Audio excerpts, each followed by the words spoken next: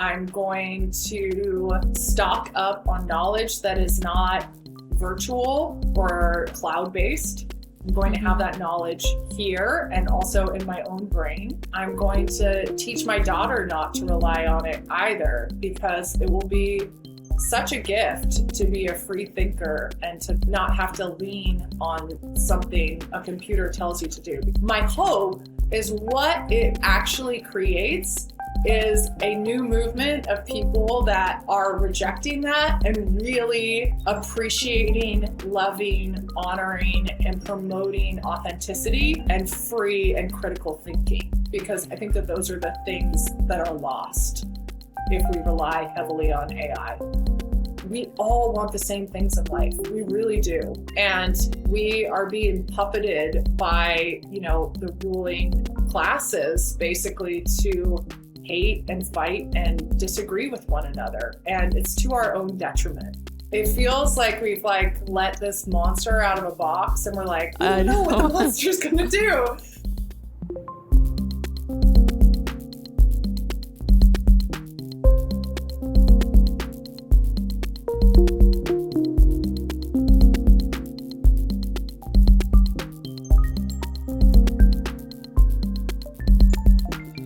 My name is Simone Leone, and welcome to Meaning Making Machines. Today, I am interviewing Alissa Hessler. She is a friend. She's someone that I worked with for a while on her project, Urban Exodus, which is a website, blog, podcast, all about people leaving the city and moving rurally. And she's interviewed probably hundreds of people at this point all over the world who have in some way or the other left city life to move to the country. And I was actually introduced to her work a long time ago when I was first living in LA, and I stumbled upon her book, Ditch the City and Go Country, in a bookstore. And I was just so inspired by it because I don't think I had ever dreamed about or thought it was possible for me to live rurally, even though I've always loved nature and I've always loved the concept of being more self-sufficient and more connected. And her book, which I devoured, is just, it's a really good guide, and it's still very relevant to how you can start thinking about living in a small town if that's something you want to do. And I've gone back and forth in my life with loving living in a city and then wanting to live in a small town.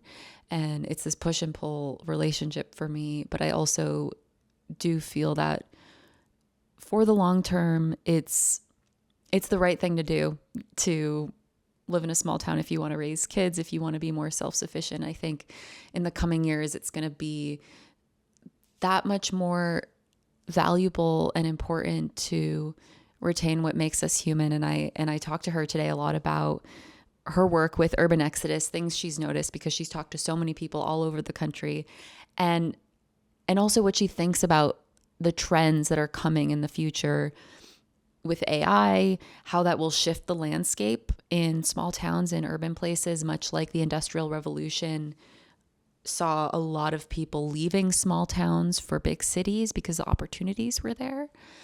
But I wonder if that's always going to be the case. And we dive into that in today's episode, and also the ways in which she lives in her rural community, what she sees as ways to stay human in the future. And I've found so much inspiration from her work. She inspired me to want to live in the country, to want to grow my own food, to want to learn how to do all of those things. So I hope you enjoy our interview today. And thank you for listening.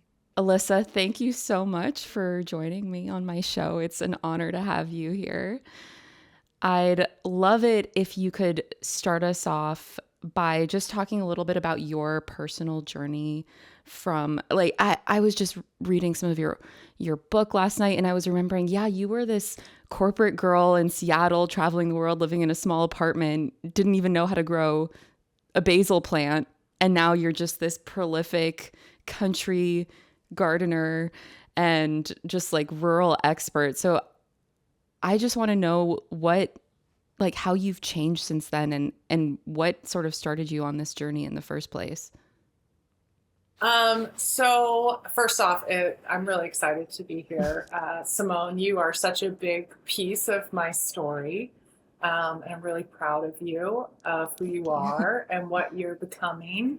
So thank you for having me here. First off, I mean, I guess my personal journey, I started in the country, quite honestly. I grew up on a dirt road, about a quarter of a mile down a dirt road. My parents had moved us when I was about 2 years old from Los Angeles to a tiny community in Humboldt County, California. And I grew up running around in the redwood forest. And I realized looking back now, I didn't have necessarily a very easy childhood. I was one of 6 kids, kind of a tumultuous upbringing. My parents fought a lot, but the woods and going to the woods really was my escape and my sanctuary. And that being said, as I turned into a teenager and was growing up in this small-ish town, I just felt like a fish that was in too small of a tank. And I was desperate to get out, even though we didn't really travel very much as kids. I remember the first time we ever traveled that I can recall was for my grandparents' 50th wedding anniversary. My dad rented this big van that beeped when it backed up, and we drove to Modesto, California. And that was like really the only vacation that I ever remember going on as a child. We didn't really go anywhere. We didn't have very much money. And so once I reached high school age, I was like, I got to get out of here. This town is too small for me. I have to spread my wings. And really kind of believed that the only path to success and a way out of where I was to go to the city. And so I moved to Seattle after college, and I worked first in film production and then in graphic design.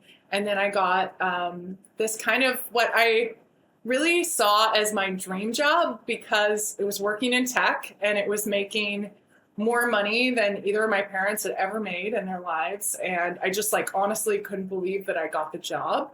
I was 28 years old, and I had I think I was 27 actually. I was 27. Mm-hmm. I'd just gotten out of a long-term relationship. I was excited at this really big, job where I was going to learn a lot of things. And I started working. Basically, I was running all of the creative production management for this giant cell phone company. So I would work with all of these different creative teams, like in London and Taipei and New York, and create these events for cell phones that would come out like every 3 months. And at that point, that was kind of at the early smartphone days. So I was at that company for over a year. And in that time, I launched probably over 20 devices. So it's just it's not like the one iPhone that comes out every year. It's like, hey, this is a phone for girls. This is a phone for old people. This is a phone for this. And it was really wild. And the whole time, it was so stressful. I had my first panic attack. I had to go on Xanax. I was traveling every week. I really lost connection with a lot of my really close community that I had in Seattle, because everyone felt like they didn't know when I was going to be in town. I felt very isolated, but at the same time, I was like, this is success. I have to stay on this path. And if I stay on this path, then someday I'm going to reach for this dream that I have in my mind, which is someday to move to the country and have a blueberry farm or something. Yeah. I dreamed of, there's this you-pick blueberry farm outside of Seattle that I would go to every summer. And I was like, that's my dream. I want something like that. But it felt like, I had to amass a lot of wealth before I would ever feel comfortable or safe enough to strive for that dream. Mm-hmm. And then I had this, just kind of moment of serendipity where I was in New York for a product launch, and a friend invited me to a party, and that's where I met my now husband. And at that party, it was just, it was it's hard to say it any other way. And I'm a very practical, kind of, I don't know, I have like a lot of scrutiny about situations too, but it was really love at first sight. And I saw him and I was just like, there he is. And I was already in another relationship, and I like ended that relationship before we even did anything. It was just like, there he is. This is the person. And what I didn't realize when I first met him, I found out 3 weeks later that the night that we met, he had just got a mortgage for a house in Maine, and he was moving home. So that was where he was from. And he was done with New York City. He was younger than me. He was 3 years younger than me. He was 26. But he's always been an old man. And he was an old man even then. Yeah. And he was an just introvert, like, an introvert. And like, he was just ready, and he knew that he was ready to go. And so for me, it was kind of this moment of reckoning. It was like, all right, I've met this man, this person that I want to be with, and I can either choose to do long distance with him in Seattle and keep this job that is honestly bringing me so much stress and anxiety, but also making me feel this level of independence and financial freedom that I have never felt before. Or I can like take this big leap of faith and move to this place that I've never been to before and just try my best. And so I decided to move, and I moved here 5 months after I met him in the dead of winter. And kind of, I couldn't take my job with me because the town that we moved to is about an hour to 2 hour drive from an airport. It's not a commuter town by any stretch of the word. And so I had this real intense identity crisis where I realized that who I thought I was so tied to this job title now, and how quickly I had been kind of indoctrinated into the corporate model of like, oh, well, what do you do for work? You know? And I think that that's in cities just in general. It's like this social hierarchy that we put ourselves on. And I had to really strip away the layers and the bullshit of that. And so that's honestly, the curiosity in me was the reason why I started Urban Exodus. And I think that that's where most creative projects, like the best creative projects, come from, is a deep curiosity. I was really struggling in that transition.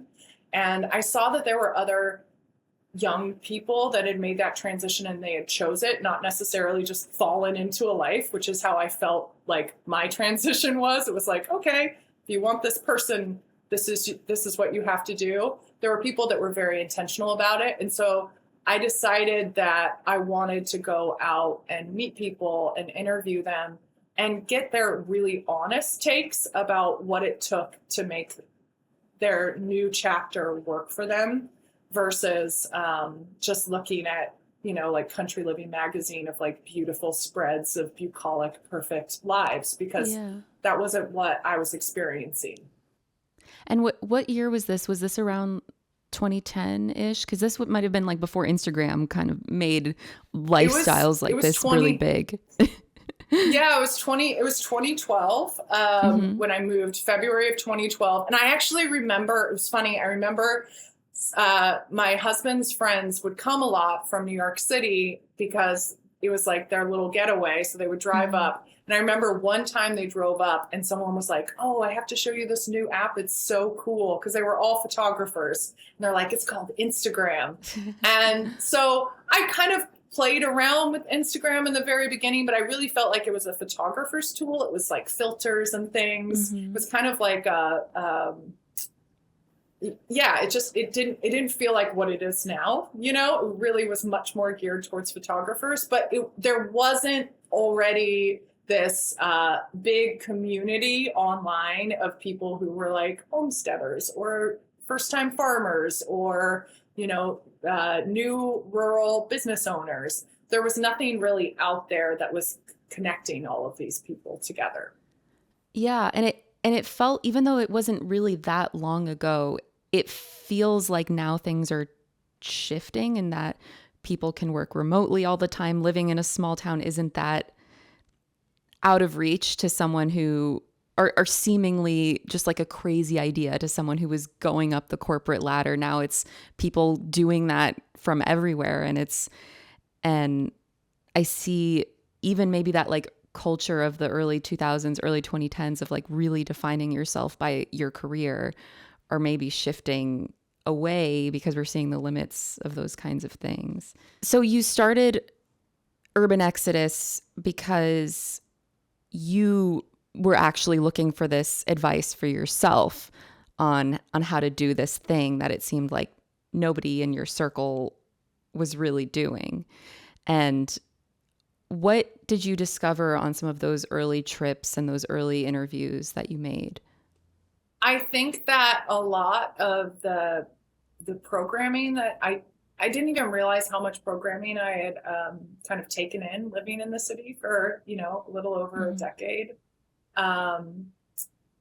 In the city, I really gravitated. I was living a really homogenized life. I really gravitated towards people that had the same interests as me, about the same age as me, even about the same, kind of like jobs that I was working. Those were my social circles. And in rural places and the people that I met, some of their biggest advocates and mentors and friends were people that were very different from them. Mm-hmm. And I think that really informed my my kind of courage to step out of my comfort zone in those areas, which seems so silly.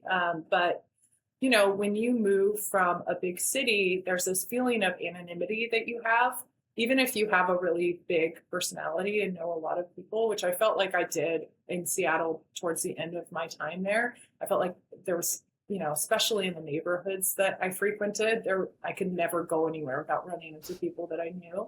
But then magnify that by like 1,000 moving to a small town. I mean, even before I moved here, my now mother-in-law was so excited that her son was moving home and that he was bringing his girlfriend with him, that like before I even really met anyone, they were like, "Oh, hi, I know all about you. You moved from blah," and they knew so much about me, and it brought up this kind of like city guard that I had, where I felt like really like exposed and worried, and it made me feel a little bit more introverted than I really actually am. And so I think that I learned from people that I met in kind of the first early interviews that I didn't need to be worried about that. I just needed to be a good person and to really meet people where they were at and just honestly be myself, because otherwise people were going to make up their own ideas about who I was and why I was there and all of those things. And so I learned that. I also learned, that you kind of have to I wouldn't say reinvent yourself, but you have to look at the skills that you have, especially if there isn't a lot of gainful employment where you live. You have to look at the skills that you've collected throughout your life and be like, what can this be? Or what can I learn to turn this into something? And for me, I'd worked forever as a manager of creative people, and I am a very deeply creative person, but I always was the manager of. I was always hired as a manager. I was very rarely hired as the creative. And when I came here, I was like, you know what? There's nobody doing graphic design in this community. How hard is it to learn how to build a website? And you know what? Photography has always been something that I've loved, and I've done it on the side, and I've done it for free most of the time. But like, what if I could do that as part of that job? And so it gave me the courage to say, you know what? We are a branding photography business, and we're looking for clients. And I don't think that I would have had that courage in Seattle. I don't think I would have gone out on my own. I don't think I would have done the path to entrepreneurship unless it was almost like a sink or swim situation. And I'm so grateful that I did it and that I had the courage to do that, because I've acquired so many more skills since moving here. And it's been almost out of necessity versus necessity breeds courage. That's basically, like, if you need something, you're going to be more courageous than if you're feeling like, oh, I'm comfortable. I can find another tech job, if I lose this tech job, I felt like I had to create something for myself that would be that would, prop up this life. Yeah, and it's interesting too because I feel like with your story specifically, it was a clear before and after too. There wasn't really this transition of I'm doing this. It's like you're just in the country and people weren't really working remote and you just didn't really have those options. And I've noticed that too with like a lot of my friends who live in Maine is that they started their own businesses and created something that didn't exist in that community, and like getting the support of people in the local community to help them prop up their business. Like it's really exciting. And I also wanted to talk a little bit about now you grow so much of your own food. You have this amazing garden. You've learned so many practical skills versus when you were living in an apartment. Everything's taken care of for you. You don't even know where the trash goes, all these little things. And how has your relationship to yourself and your own abilities, growing your own food, starting your own business, doing all these different things, it has got to have like changed some part of you? I think that I'm less nervous to step into spaces that I feel discomfort or a lack of knowledge, because I think just the act of gardening in and of itself is one of patience, observation, and just failing and doing it again. Mm-hmm. Because, like, I can grow an insane, like, I remember one year I grew so many tomatoes. I like filled these one of the handles of the giant baskets that had the tomatoes in it just from one harvest broke because it was like 30 pounds of tomatoes in one harvest. But then there'll be years where the tomatoes suck, or where I don't catch the hornworms early enough. And so I think that over time, it's built a little bit of a muscle memory of being less scared of just trying new things and being less scared of failure, which I think is something that I really needed to learn, because I think that before I was really prone to perfectionism. And if I wasn't good at something, then I wouldn't even attempt it because I didn't want to be bad at it or have that period of being Yeah. bad at something, you know? Yeah. That's like just a painful disease that people sometimes get when they're an adult. You're just like Totally. afraid to even try something new because we're just like, we have to be like so polished and It perfect. can't be Yeah. bad, you know? Yeah. I mean, like, even the starting the podcast, like the first season was so bad, like I really didn't know what I was doing.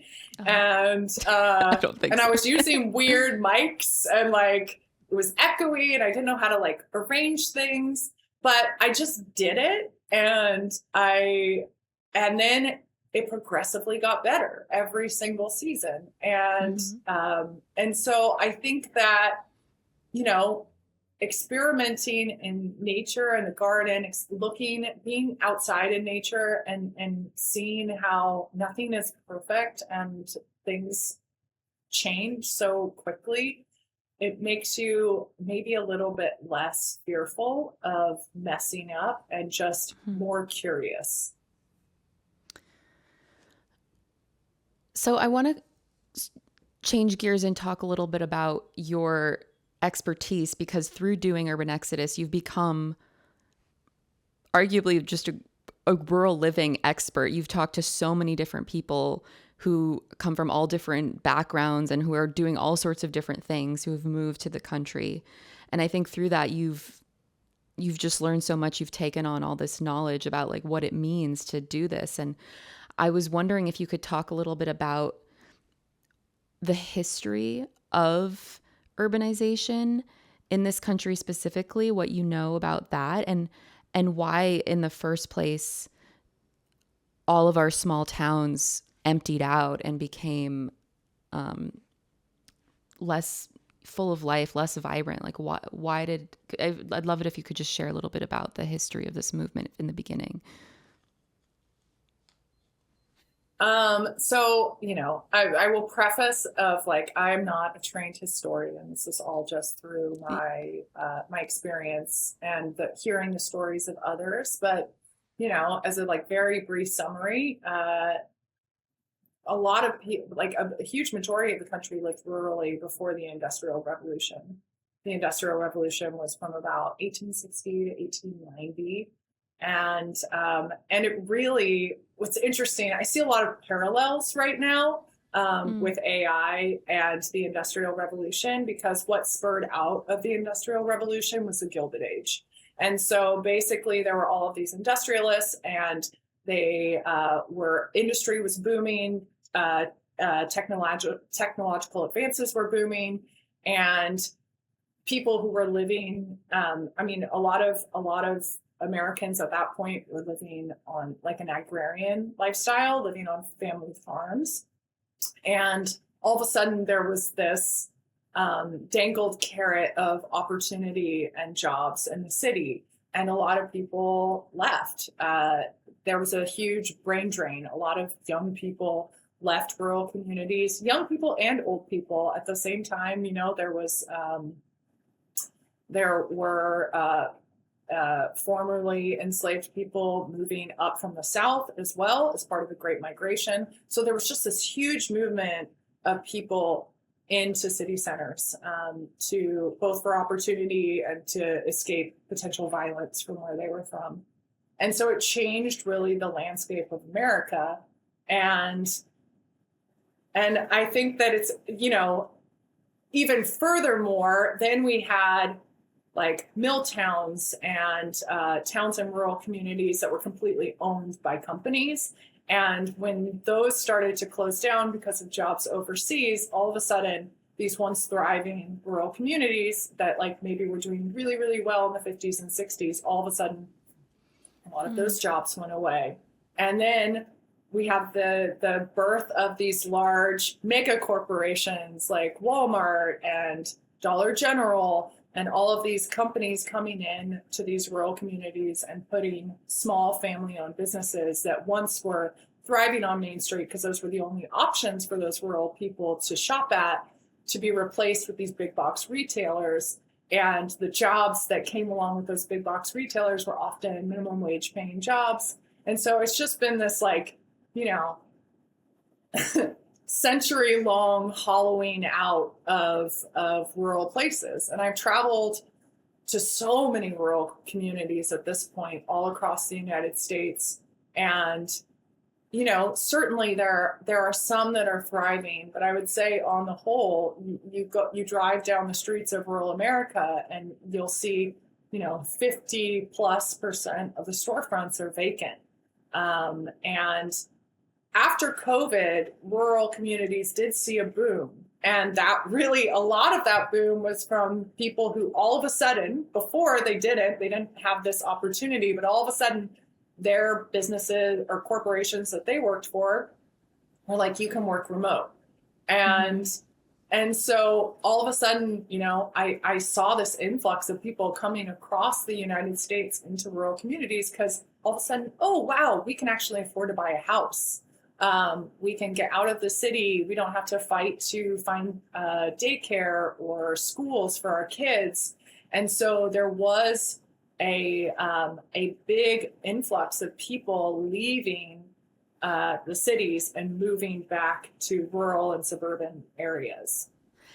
Well, it's interesting to think about the Industrial Revolution and just the fact that the only reason that the system could have kept running with all these people leaving small towns and moving to the city and all these people quitting their heritage essentially as farmers was because of industrial farming to feed the cities and feed the people who were doing these jobs in the cities that were like further contributing to urbanization and how that, it was just interesting to think about like how that wouldn't even have been possible before, even if those somehow there was like some way for those jobs to have existed, just the ability to like farm at a mass scale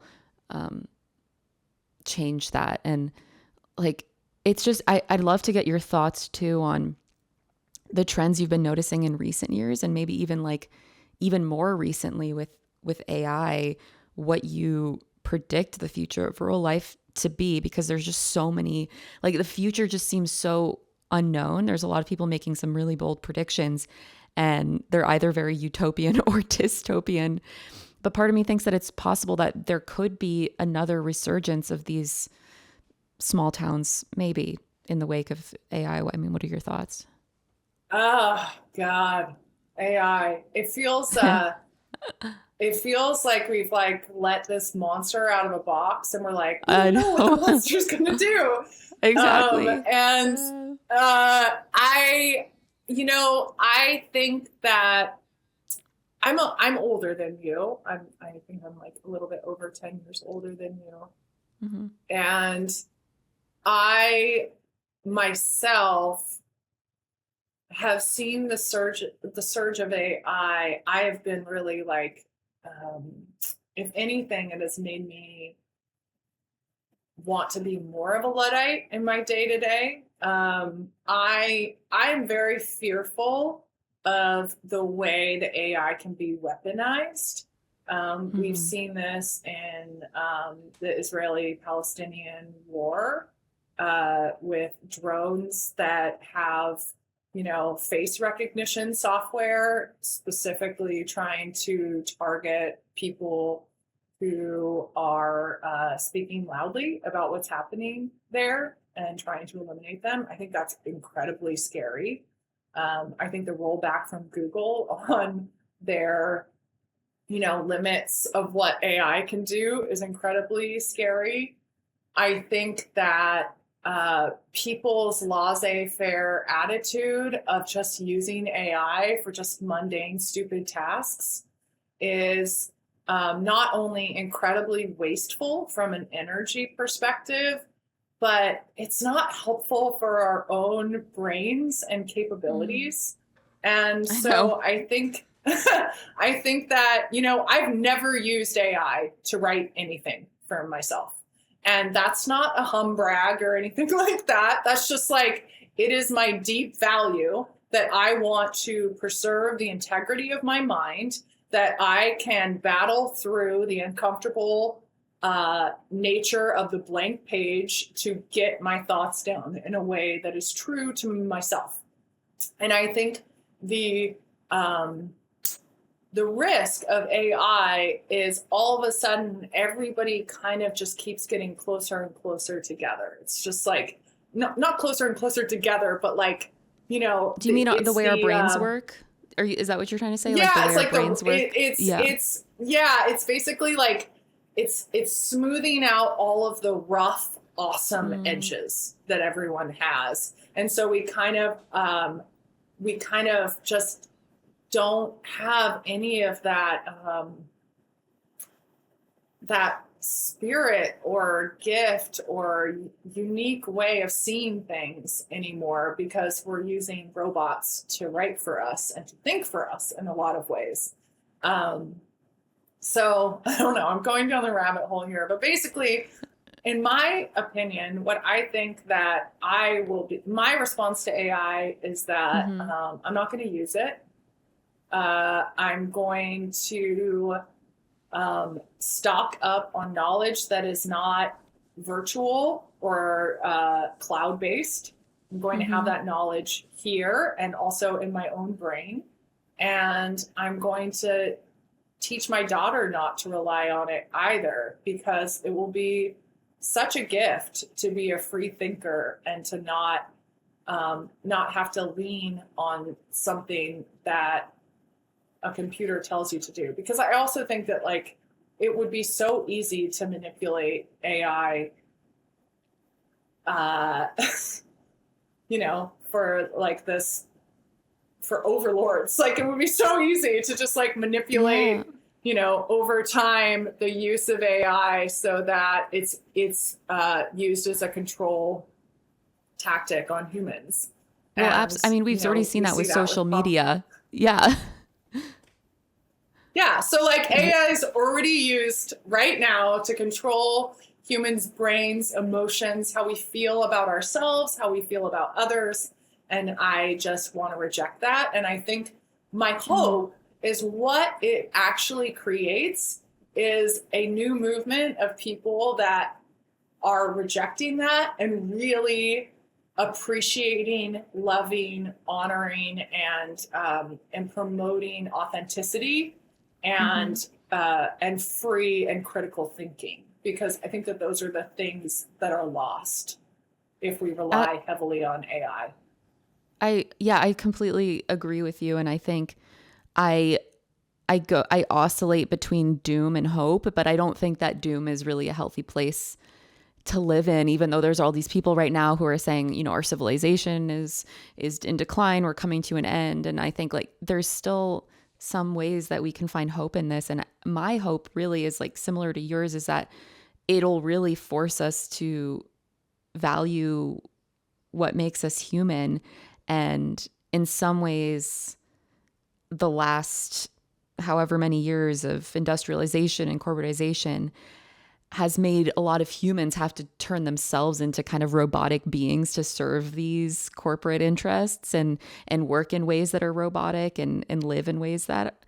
So the only, you know, my hope with that is that it's possible it could really elevate the value of things that are human. And I even yesterday I read this article in the Washington Journal, I think, or Post, whatever, that was saying that people in tech are now encouraging their kids to go into fine arts, to study art, because they're, you know, 10 years ago, everyone was like, you should study STEM, you should study coding and all these things. And it's just very interesting, that shift. And even I remember it came out like a lot of these people who are high up in tech, they don't allow their kids to use social media or the internet before a certain age, which is just really interesting. But I mean, how, in any ways, in what ways are you are you envisioning rural life to change in the next decade or more with AI? And have you heard murmurings from some of your urban exodus stories or other people who are living rurally? Has anything shifted, or is it just like that stuff doesn't affect people in small towns? I mean, it really depends on the town and place. I actually have a friend of mine. This is an interesting story because he's using AI for good. So he worked in the government in DC for many years, and then he moved to a small town and realized that there are so many town meetings going on all the time that nobody attends. Nobody has any insight into the inner workings of the town legislature. You know, who's in power, what is up for discussion, what are the budgets that are being passed, what are the things, you know, what's their climate plan? Like, do we have a climate plan? And so he decided that he would, it seems very simple, but it makes so much sense. Most towns always do a video of the town meeting that is available online that you can watch. And so he decided to use AI basically to scrub the town meeting and create you know, bullet points that would send out emails to everyone in that community about what's coming up, what's on the docket, what are they talking about in town government, just to get people more engaged and interested in what's happening in their small towns, because there's been a real disengagement from that just overall. And so it's called Civic Sunlight, and he is rolling it out to a lot of rural communities across Maine, and I think he's going to go further. But I think that that's an interesting way that you can use AI to make people, pay attention more to our, like, actually the real things that affect our daily lives, which is local action and government. And but on the whole, I would say that what I really appreciate about a lot of rural communities is that we don't really rely as much on tech or technological advances. I really appreciate that. A handshake and a meeting in person still far exceeds Zooms. Like I'm not on Zooms very often. Usually it's like, let's go get a coffee, let's go sit down, let's meet in person on this topic. And small towns in many ways still function like that. I think that, certainly technological advances have made it easier for small business owners to build a reach beyond their existing customer base where they're based. So it makes it easier if say you want to have a Main Street shop, but all of a sudden now you can have customers all across the US or maybe even all across the world to sell your products to versus just the, community of 1,700 people where you live. And so maybe it's changed in that way, but I don't see it changing that rapidly. Having people with remote jobs moving into rural communities, that is something I've seen a lot, especially with COVID. I have seen actually in the last 2 years, a lot of people having to move back to the cities because all of a sudden there companies that said, hey, you can work remote forever. Like, actually, never mind. I'm in a band, and one of my bandmates, he moved here during COVID with his family from Boston. They could have never afforded to buy a house in Boston. He had a good job in tech in Boston, but he could have never afforded to buy a house there. And so they moved back here where his wife is from. They bought a house, they enrolled their kids in school, started a sweet band with me, and now he has to drive to Boston 2 nights. He's there 2 days a week.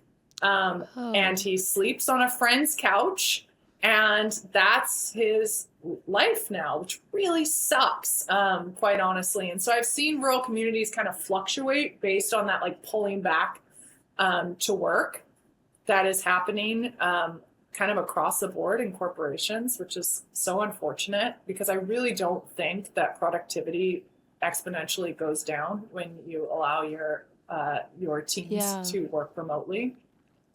But the other thing that happens, and this is, I think, one of the reasons why I started the podcast and continue to do the podcast, is I want to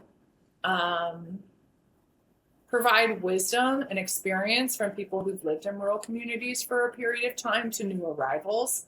And that is that you can't isolate yourself from your community. And it's really easy to do that if you're working a cushy remote job and you bought like a nice house, and it's easy to just like keep your existing city life, but in the country, you still order everything on Amazon, you have your food delivered, and you aren't actively engaging or being a part of your community. And I've seen that. And I think it's hard, it's especially hard to be an outsider, especially in a small insular community, to come in because people are maybe not going to give you the warmest reception. But I think that once you dig your heels in and you show up to things and you support people around you, your experience living in that community is going to become so much richer. And also then like invest your money that you're making, because that's the other thing. If you're working for a corporation in the city and you're still just like buying all your stuff online and you aren't supporting the community where you are, then your dollar isn't staying in that community. So it doesn't matter that you have, a good income, like you aren't benefiting the place where you live. And so I think through a lot of the interviews that I've done through Urban Exodus, I've tried to like, kind of cultivate that wisdom of like, you have to be engaged, you have to be a part of your community, because you don't want to just replicate your city life in a small town. That's not going to be the richest experience that you can have in that new chapter. Yeah. And it's, I've noticed even in myself, this tendency to do this when I've been living in more rural places is this, you go there because you're like, I want to be more connected to nature.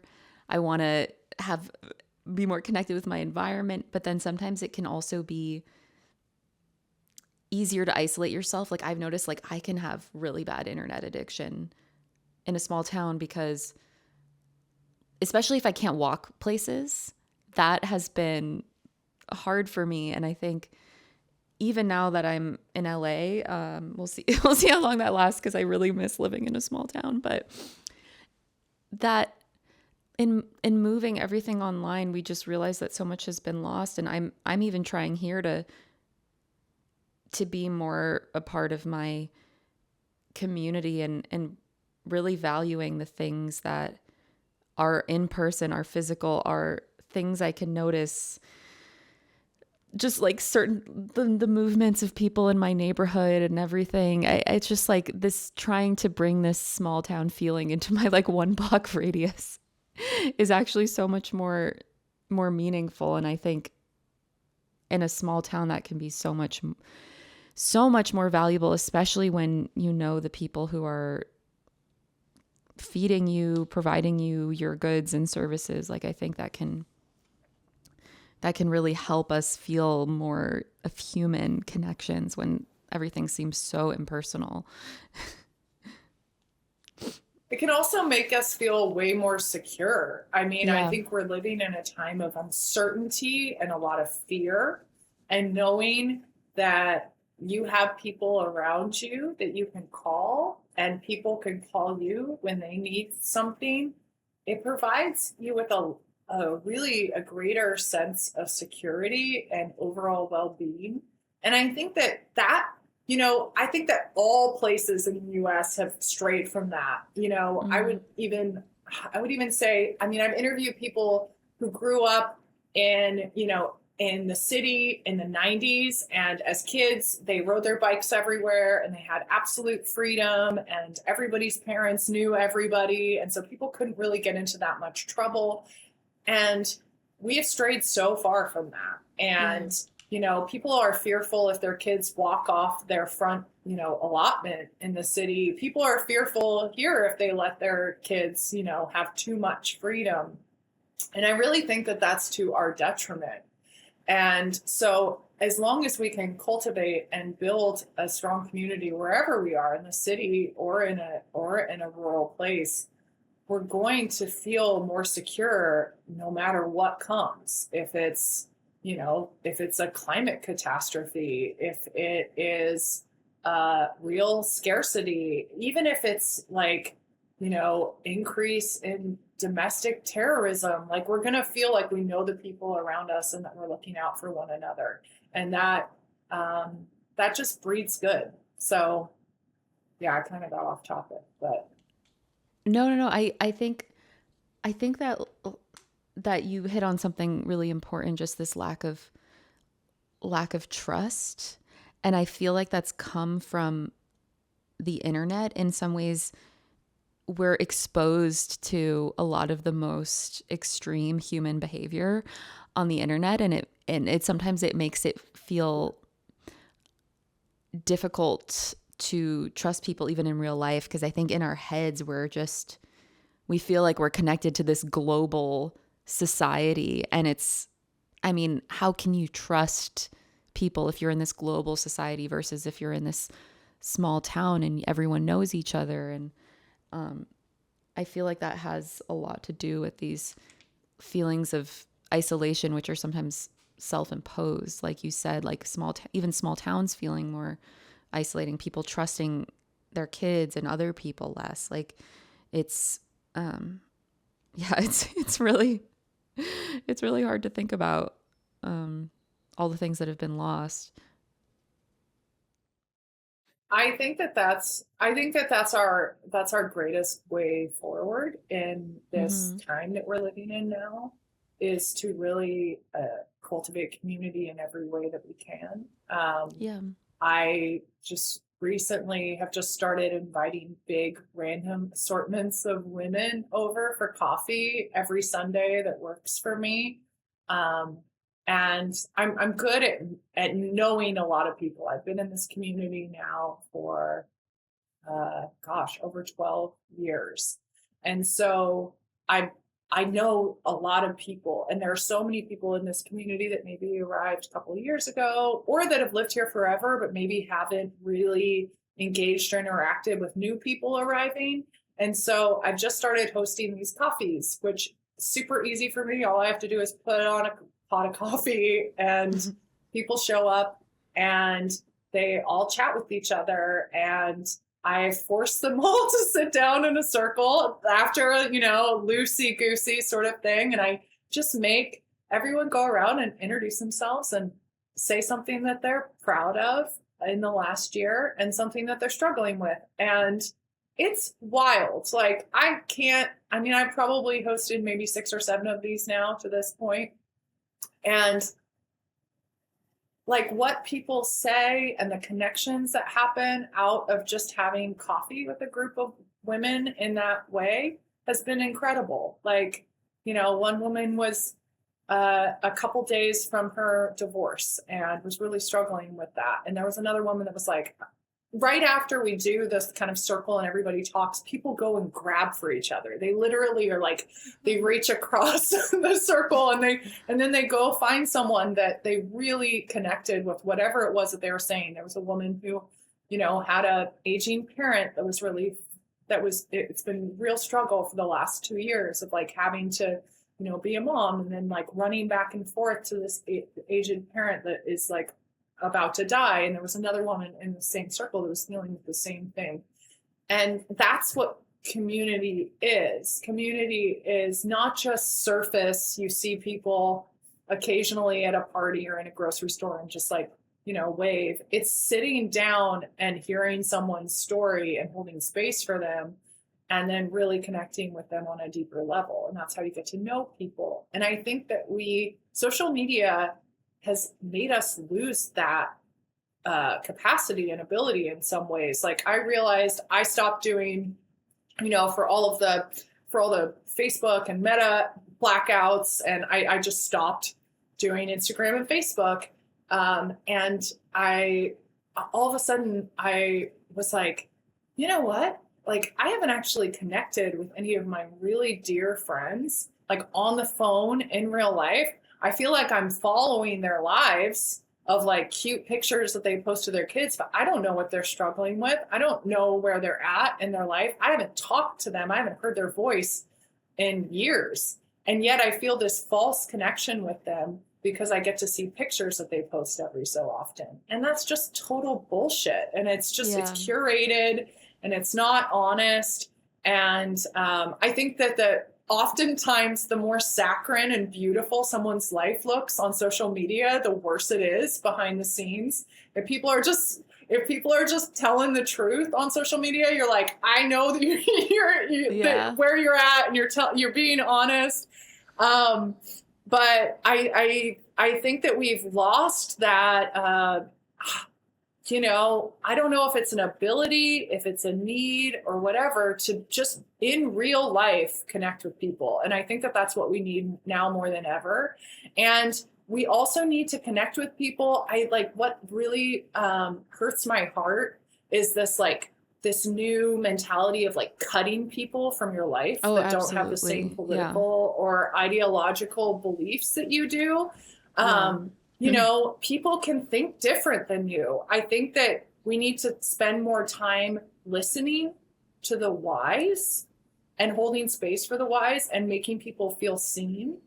And that is the only way that minds change and that people soften and that we find mutual respect and understanding, because we all want the same things in life. We really do. And we are being puppeted by, the ruling classes basically to hate and fight and disagree with one another. And it's to our own detriment. Yeah. And I think something I wanted to mention that you talk a lot about in your work is when you move to a small town, especially, you're going to have to interact with people who are different from you, who are different ages, different religions, different politics. And from what I noticed, I think something starts to happen in that all of these crazy divisions that can only really exist on the internet, it's like you start to see other people for their humanity, and you see that stuff like that we're told that matters about how you value a person. It's like, it doesn't really matter. And I think even a lot of the things that I'm seeing online with like people who call themselves left and people who call themselves right, and a lot of them are like, they're drawn to things like country living and healthy eating and growing your own food.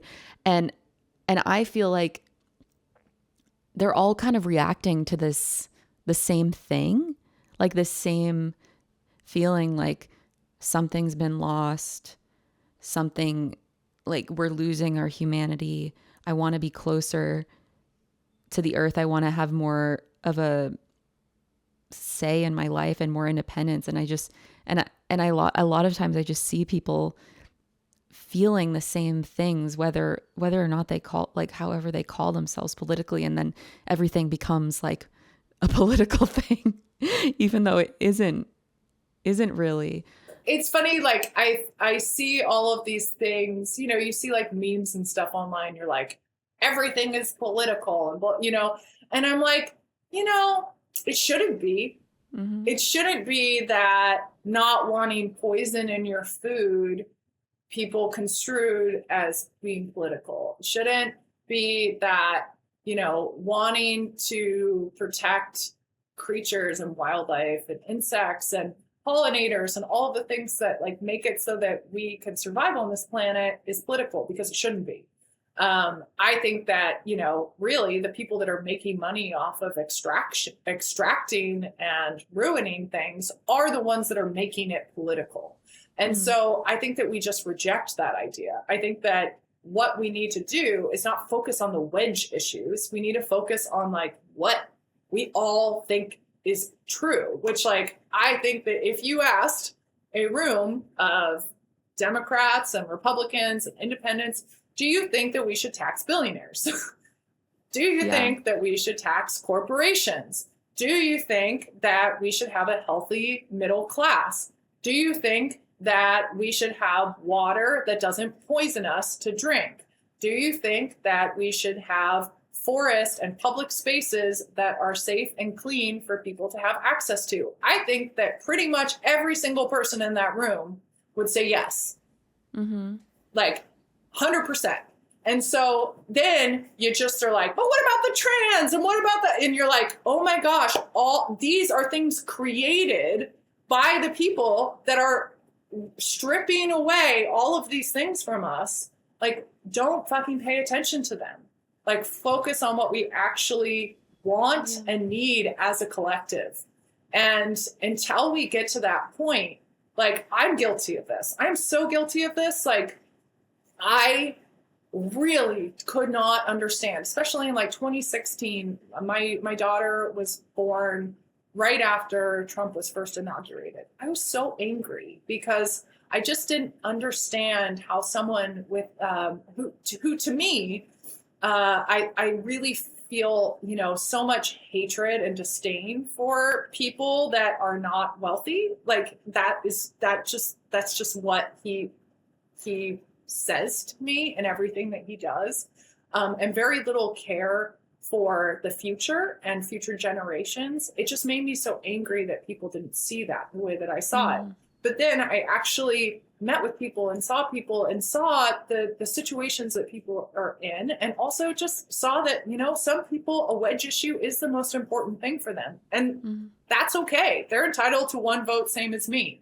But what are the things that bring us together? And I think until we figure that out, and until we get a real movement and just like maybe a few real people that are trying to bring people together versus separate, then we're gonna stay in this pattern of just division and misunderstanding, and it's on every side of the political and religious aisle. I completely agree with you, and part of me feels like, okay, guys, isn't this getting old? Like, aren't we gonna? Isn't this like? That's my hope, is just like, I'm feeling, I have this little bit of a bias in my head where I think, oh, if I'm feeling this means everybody is feeling this. But I mean, maybe there's some truth to that collective understanding of like the current moment. But I have this hope and this optimism that people realize that a lot of the division is artificial and amplified more than it needs to be. And also, like, actually it doesn't really feel good to exist in that place. It doesn't really feel good to cut off your family or to treat, and you can't even do that in a small town. You can't. If you're treating people badly, everyone's going to know about it. and you're going to be affected by it. Absolutely. I mean, I remember this this quote from a friend of mine who was like, everyone's entitled to their special interests, and my special interests, I don't want my special interests impeded upon, and they don't want their special interests impeded upon. But the truth is, like, you live near me and I'm going to need you someday, and I live near you and I'm going to need you someday. Mm-hmm. And all the rest of the stuff, who cares? You know, like, when he was like, when it comes down to it, my bank account is closer to your bank account than all of the people that are in power. So, like, that's really, we are the same, and we're going to need one another. And so, like, we can believe different things, but as long as you are a decent human being and we care for one another, that's all that really matters. And that's so true. And this is a man who was moving into a community that was predominantly white, and he was Black, and he didn't feel the hatred that people might have expected that he would feel moving into that community. And I think it was because he came in not on the defensive, and he came in just being like, hi, I'm a human being. Like, let's connect on a human to human level and go from there. Yeah. And I love that, because I think that, yeah, when you approach people with kindness, they sort of reflect that back to you versus with disrespect and disdain. And I think even you, like, you've had to deal with that, like, with interviewing all these different people all over the country. And you've had to, I don't know if you've, like, I mean, what are some of the weirdest or scariest, or, like, I mean, were there any situations where you were putting yourself in where you felt no, or like, or maybe your expectations didn't match? It's so interesting, because I remember the first film shoot I did for the documentary series that I've been working on for the last 4 years. I went to this small town, like oil refinery town in Louisiana, by myself. I had a backpack full of gear. I had no idea what the hell I was doing, but there was a great story. And it was about a community-focused grocery store that was opening up in a town where the closest grocery store was a 40-mile round-trip drive. And so it was a couple who had worked in, food insecurity for years. They had started a whole bunch of farmers markets in Los Angeles area, and her mom had grown up in that community and was moving back there for retirement, which a lot of people are doing, quite honestly, because it's affordable. So, like, she grew up in this tiny town in Louisiana and then moved to Los Angeles area, and then was like, you know what? I'm going to retire. I want to go back home to where I'm from. And so this couple moved to this community and opened up this grocery store. And it was so interesting, because as I was prepping to go, so many people were like, be careful, be careful, be careful.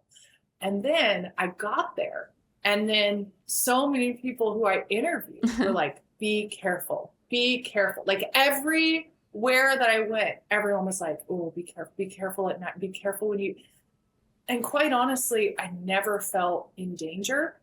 I never felt anything but kindness and love and respect and curiosity. People were definitely like, who is this weird tall woman with, like, a camera on a tripod standing in the middle of our town? And certainly, like, this town from the outside was down on its luck. Like, a lot of the buildings were burned out. There was very little downtown except for a town office and a post office. That was it. But it was also like a year into COVID, and I went to the town office and interviewed, one of the town clerks, and she was like, you know what you have to do today? You got to go. This will really show you what this town is about. You got to go down to the old fire station. And I go down there, and it's a food drive, and it's the entire community is there loading up people's cars of people who can't afford food at that time, because COVID had hit. People were really struggling to put food on the table. And so it was the elders of that community had gotten together and were making it so that nobody went hungry. And I was like, why is everybody telling me to be careful? Like, there's so much love here. And I think that's something that we're all guilty of. And I think it's really perpetuated by media, this fear of the unknown, this fear of others. We have our headphones on right now. Like, I remember when people didn't have headphones. Like, I went to school at the University of New Orleans for a year when I was 19, and I didn't have a car. And everybody, when I went there, was like, be careful, be careful, be careful. It was fine. Like, I rode the city bus from my school down to the French Quarter, and I'd always just sit next to someone and strike up a conversation with them. I never felt like I should be in fear. I never felt threatened. I never felt scared. And, certainly things can happen. There are those freak things that can happen where somebody is having an episode and something bad happens. But I really think, like, instead of ignoring someone on the street that makes you feel uncomfortable, look at them in the eye and say good morning and keep walking. That's in the city that sometimes gets me crazy looks. Like, I remember living in Maine, and then you say hi to everyone, and then going to visit New York City, and I just had the habit of waving to people I'd pass.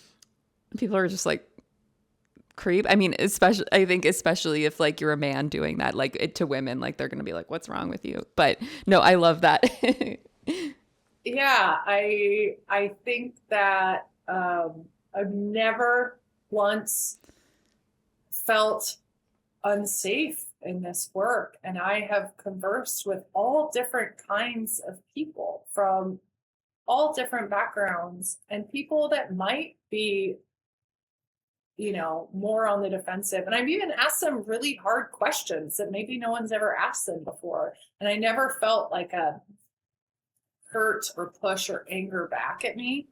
That being said, I'm a photographer by trade. And I think that actually one of the skills that a portrait photographer has is one of making people feel comfortable and waiting for the moment where they really show you who they are. And so I think that's probably just a learned behavior that I have too, from growing up in a really big family and having to, like, constantly analyze, like, where to go, who was safe in that moment, what all the feelings were in situations. And so maybe that's just a skill that I possess that isn't so easily attained by others. But I really think that just being kind to people goes so far, and it continues to pass down. Like, if you make somebody's day, even if they give you a weird look, if you just say good morning and it's just totally genuine and nice, they might be like, what the hell? But yeah, I think that plants something in someone.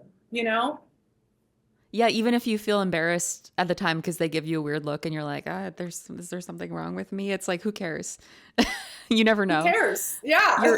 You're reminding me of this experience that I've had because, well, I'm trying to get over this fear of flying, but I have taken the Amtrak a little bit too many times, but I do love the experience. I've done the Amtrak cross country a couple times, and then last year I did it from California to Arizona, and doing the train overnight in the sleeper cars, and something that they make you do in the dining car is they have communal seating. So if you're traveling by yourself or with one other person, they force you to sit with a stranger or two or three strangers and share a meal. And it's funny, the first time I did it, I was like, oh, I was like so uncomfortable. I don't want to sit with any strangers. And then even sometimes the people who it's their first time and you get like dirty looks like, oh, I have to like sit with this person. But okay, that is like one of the only experiences in my modern life where I get to just do that. And it's especially fun when they're like Amish people, which I'm just like so interested in their lives because they're so different from ours because they take the train. But I've met so many interesting, weird people who I would have never, ever talked to from all over the country, or even who travel just to take the train or travel from a different country just to have the experience of taking the train and just like having to share meals with them. And it just feels so old fashioned and strange. But I remember talking to like just people from places I've never been to, just all these weird reasons that people are taking the train, which seem so lost to me. But yeah, it makes me feel kind of like Jack Kerouac on the road and realizing that the country is a lot more diverse than you think it is. Absolutely. And I think that our journey as human beings through this life is to soften and learn and open. And if we stay in our echo chambers and we only converse and hang out with people that feel comfortable to us, we will never stretch the boundaries of our realities. And we won't have, unique experiences and opportunities. I really think that, my perspectives on the world have opened and softened and shifted through all of these, opportunities to converse with people and see how they live and hear their struggles and hear their successes. And I think like what else is the reason that we're here other than that is to really just be. And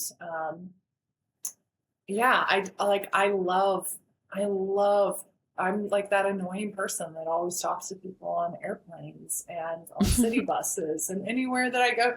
The Uber drivers, like, I just want to know, where are you from? What are you, what's your life like? And I've heard the most amazing stories. And it's really opened my perspectives. And I want to encourage everyone to do more of that in their lives because it's worthwhile. And it's stretching us beyond where we are now, which is this kind of these tight little balls of right, wrong, black, white. It helps us get into the grays. I absolutely agree with you. And I think I was just noticing it's interesting how there are all these like dark sides and light sides to all these crazy movements that have been happening in the country, urban to rural, and now everyone's like all mixed up together. And if there's one silver lining to it is that we can't, or in some ways we can be more insular, with the internet and all that. But also we do have these opportunities to talk to more people who are outside of our bubbles if we take those opportunities. Whereas without the internet, without more constant movement of people traveling all around and moving all around, that might not happen. And like, I'm just thinking of like old timey small towns where it's like everyone knows each other and it's kind of like you really can't think outside the box, or you really can't, or it's like a big deal if you leave. So, I mean, I think that's one beautiful thing about that. But I'd love to ask. The internet is great in that way, but I think the internet's also really good at siloing. Totally. Because not only does it add anonymity to people's hatred or anger towards things, like the best thing that you can do is connect with someone in real life that's different than you, and actually give them space to talk and hear and listen. Because the internet can only can only do so much on the connecting.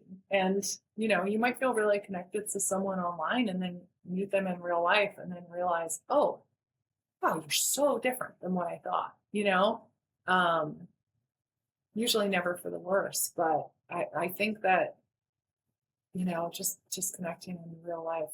I don't know. Sorry, my brain is. No, that's okay. Yeah, I completely I completely feel that. And I mean, like my 2 seconds I tried online dating, I realized that right away. Like you can see someone and then there's all these things. There's pheromones, there's smell, there's like we are physical creatures, and then sometimes it's easy to forget that, where you confuse online for the real thing and then you realize things really aren't that way, but yet we're all doing it and we all can't seem to get away from it. We're talking on the internet right now, so I I wanted to ask you to, as we look towards the future, as we are, I mean, how are you preparing for the future? How are you thinking about raising a kid right now, and what is it going to mean to you now and in the future? Like what is it that makes you human? Um, I mean, I think that there's a certain level of surrender that's happening right now. It's not surrendering to fear or uncertainty. It's just knowing that I can't get distracted by despair, that I Mm-hmm. have to that I have to experience this life for all that it is and all that it is willing to give me. And I have to lean into whatever gifts that I have and be useful. And I think that it's easy to feel a sense of despair and fear associated with the future. I think that's very easy to do. But but my path forward is to use what I have, the things that I've accumulated over time, to bring more love and understanding and um, and good into the world.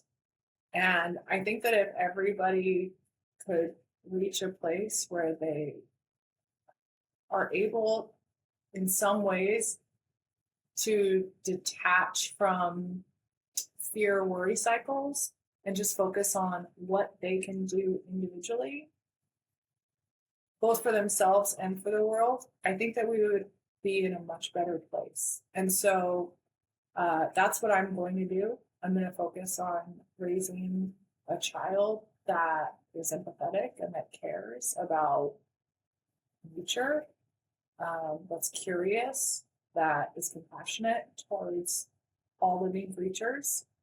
And I'm going to continue to build skills. And, we don't know what the future holds. And if we get hung up on the doom, then Mm. we won't experience any of the beauty and joy and wonder of now, which there's still so much. I mean, if we look back to the fucking dark ages, like people would just have death was a normal thing. Like someone would just come in and be like, I want your fucking house, and they'd smash your head in with a hammer, like we aren't there anymore, like honestly we have evolved as a species. I know that it feels so horrible because also we're living in a time where we know everything. We see the ick. It is like live casted. The horrible atrocities that human beings are capable of inflicting upon one another is live streamed. And we can get sucked into that, or we can say, you know what? I'm going to try to do something on where I am for myself and for the greater good and not get overwhelmed or in a state of paralysis over that. And so that's where I'm at now. It took a long time to get there, to be honest. Yeah, no, I think that's beautiful, and I try to, when I get in that state of fear of the unknown, I realize it's a totally universal, natural human experience that people have been going through forever. And I mean, even just think of Yeah. the last century. What did it feel like for my grandparents, my great grandparents? They had to fight through World War I and World War II, and it probably felt like the world was ending then. And Yeah. we're just being faced with different challenges. We don't have the same challenges as them, but they had to face the unknown. They didn't know that the century would continue and that things would change and some things would get better and some things would get worse. So I do try to think about that universal is the dealing with the unknown, is the having to be adaptable and face it in a, like, you have a choice how to face it, essentially. And I think what you're doing with your work is really special and beautiful and important, and it's inspired me so much, even though I'm back in the city. Like I want to, I've gotten so much value from living in the country, and I plan to move back to the country. Could you, to wrap us up, tell us about what you're doing now with Urban Exodus and some other projects that you're doing? Like what's upcoming for you? So I'm working on the 7th season right now of the podcast, which is a delight. You were the one that came up with that idea. I mean, I had thought for many years about doing a podcast, but it seemed so scary to me, quite honestly. And then bright-eyed Simone arrived on the scene, 25, 26, with this like, I think that this would be great. And it validated a lot of the feelings I had, and it also helped me overcome my fears. So thank you for that. So I'm going to the 7th season of that. I just gleaned so much from those interviews, even though they're virtual.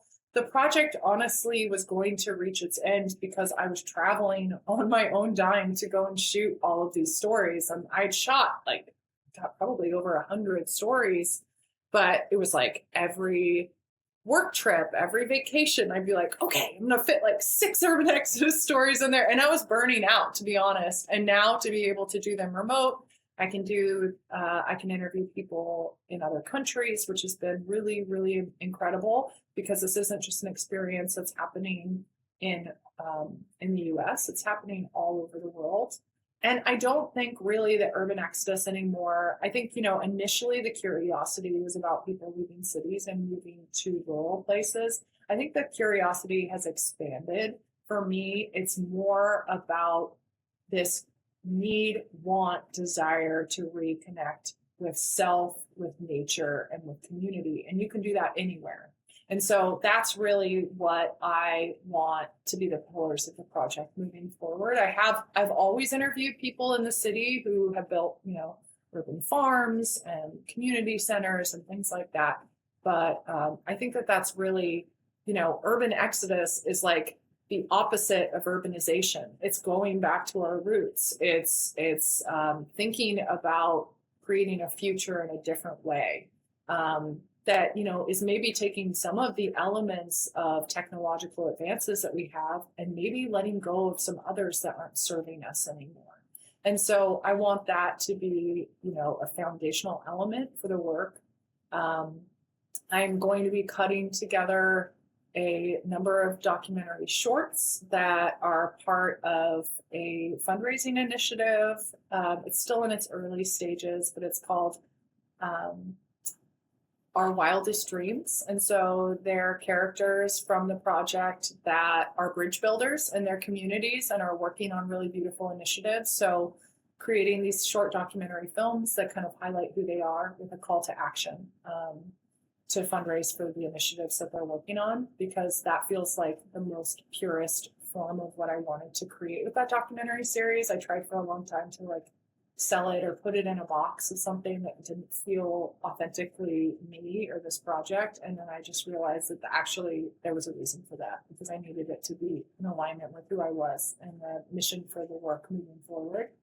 And then I'm working on I'm really excited about this. I'm still in the early stages, but I had this download on my birthday. I was walking in the woods with my husband, and all of a sudden it just dropped to my lap. I've been stewing about this documentary project. You were with me for a lot of this, for about 4 years.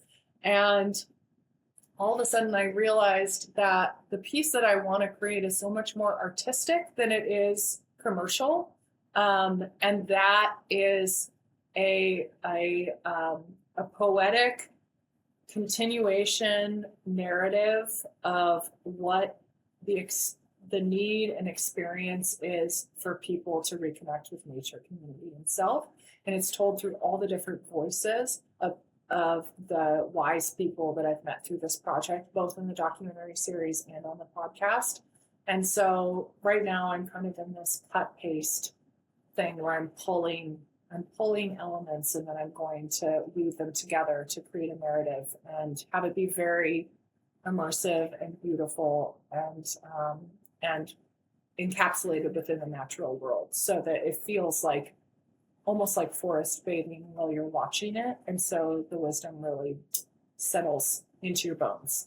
So that's the future for me right now. And then I'm singing again, which is so exciting. I'm in 2 bands, and I'm going to be cutting an album with my band Treasure Galaxies. And I've been in bands my whole life, but I always wrote music for what I thought would be digestible. And now I'm writing music that says what I want to say.